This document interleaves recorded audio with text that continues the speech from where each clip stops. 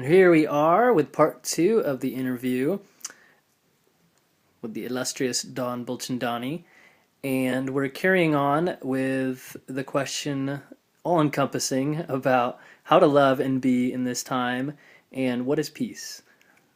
Don's just given some thoughts on preemptive love. Yes, so Preemptive Love is an organization that's incredible. I recommend you check them out.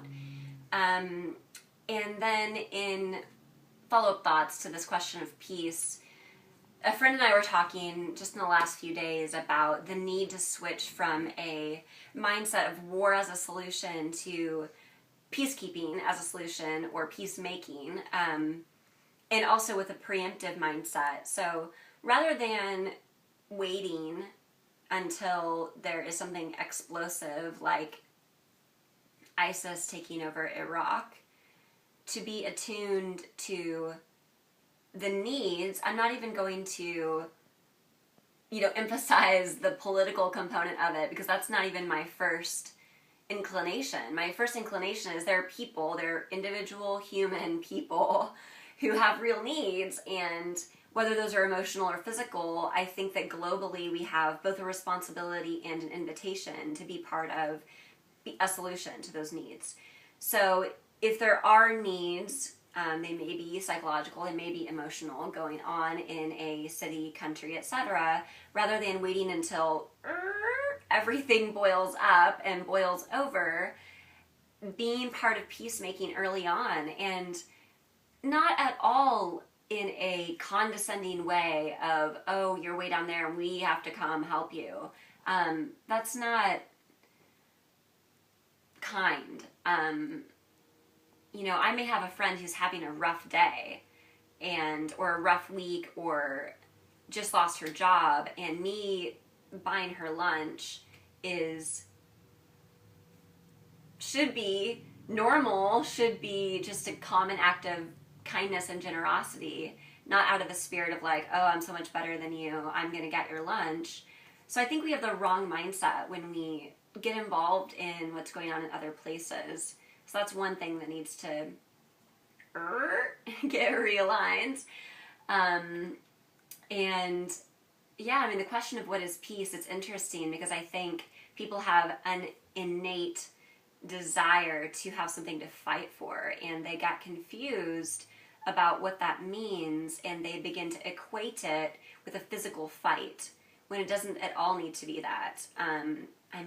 I can fight for justice by doing things that don't involve harming other people. I can fight for innovation. I can fight for creativity. I can rally a group of my friends and create an invention, whatever it is. And I think those are the kinds of things that we are innately geared to want to do, but people very easily got confused about that and believe that this, I have to do something and change the world, that has to be physical, or that has to be involvement in a war, or it has to come down to winning by force. So I think looking at those views would be really helpful. And it's not just helpful corporately, it's actually helpful personally, because you actually get free when you get away from this idea that you have to prove something by force. You actually get free.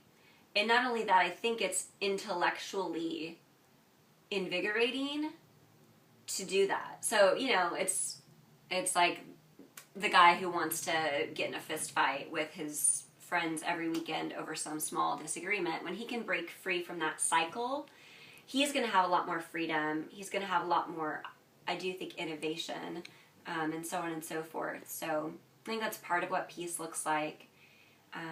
Peace looks like people being able to flourish and truly be themselves, knowing who they are and roaring as who they are, changing the world each with our unique spice added to the recipe. And personally, I do think peace is possible. People often furrow their brows and ask me, how can you think peace is possible when you love the Middle East, you've spent time in the Middle East, and the Middle East is one of the most conflictual regions in the world? And it's like, well, anything is possible. Cars were possible before they were invented. Smartphones have been possible. There's a progress toward that. Obviously, smartphones couldn't have just poofed up 100 years ago. I get that. But I do think the seeds were there. So that's valuable. And talking about seeds, I think that a lot of what you were talking about is, I mean, there's a lot of wisdom that comes through experience, and I think that awareness does give people a chance to start to understand something so they stop fearing it and they can embrace it with love. And I think knowing that you've spent time 3 years in Israel and Palestine and worked with refugees in Palestinian camps and in the refugee camps, and you've also worked on your studies with your 3 master's degrees, but then you spent 3 weeks in Iraq working with Canon Andrew White, and before, during, and after, you've definitely had just this relationship of love with Iraq. So how has that third part, the involvement in Iraq, living there for that period of time, and just being involved with Andrew White, can you speak to that? How has that developed an understanding in your heart to how to love and cultivate peace? That's a good question. Yes, so I was in Iraq for 3 weeks in November of 2011, which was right before the U.S.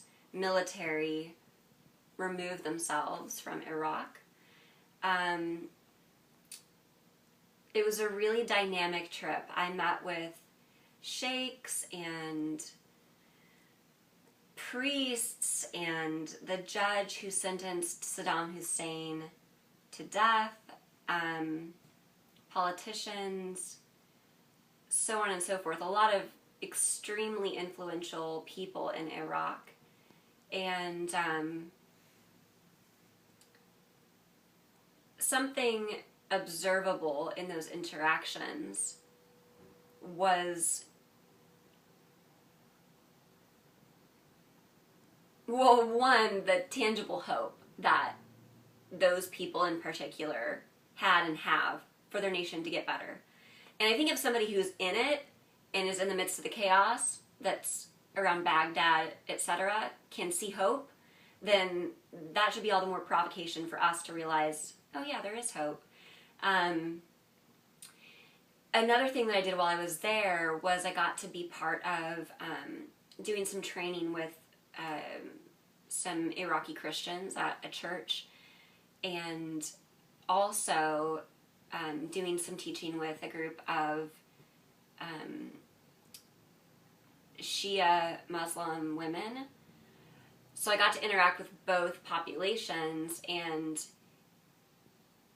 those kinds of experiences are continuously recalibrating because they provoke me to recognize, again, that people are people. It doesn't matter if it's an Iraqi Christian woman with a crucifix necklace, or it's an Iraqi Muslim woman who's wearing all black.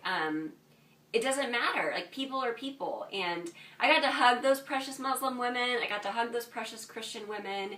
And their lives really very, very deeply matter to me personally. And I think allowing groups that we may have fear toward to become more personable and relatable is a really important part of breaking down some of these divides. And I think actually the media has been really good for that, generally speaking, because 50 years ago people were not able to really know what the life of a person in Baghdad was like to the extent they can today. So I think we have a lot of accessibility for changing some of our ideas just based on new exposure. I also think being in Iraq, I knew this before going there, but seeing, on the ground, how many people are working for change, working against massive obstacles. And, like, I met with a sheikh who was once famous for torturing people to death and then changed his ways a number of years ago and recognized that that kind of rule through force and fear really wasn't healthy or ideal for Iraq as a whole. So he started doing more social programs and education and things like that. And he's a person that needs he needs camaraderie, he needs advocacy. So there are change makers in places like Iraq, but they really need people to get behind them, because in his example, he had had an assassination attempt on his life, I think less than 6 months before I met him. And that was a part of his regular life because he decided to break free from this rubric that says, hey, the way that you gain power